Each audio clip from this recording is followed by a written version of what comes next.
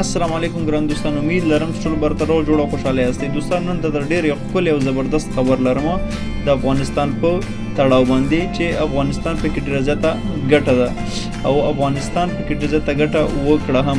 د ویډیو د شروع کېدو نه مخکې تاسو نه یو کوچنی غوندې غوښتنه کوو که چېرته زموږ دغه چینل تاسو سبسکرایب کړی نه وي نو دا درسره سبسکرایب کړئ.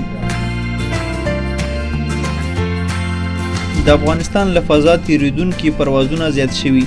د افغانستان د هوایي چلند اداره وایي په منځني ختیځ کې د کړکېچ په زیاتوالي د افغانستان له فضا په تیریدونکي پروازونو کې 15% زیاتوالی راغلی دی.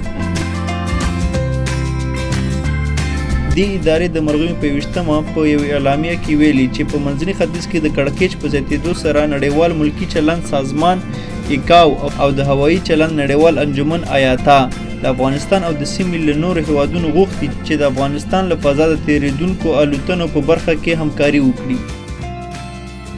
د افغانستان د ملکي هوایي چلند ادارې اعلان کړی چې د دې هیواد فضا د نړۍ د هوایي شرکتونو د پروازونو لپاره کاملا تیاره ده. په اعلامیه کې دا هم ویل شوي دا اداره لازمه تکنالوژي په واک کې لري او کولی شي په دې برخه کې مؤثر رول ولوبوي.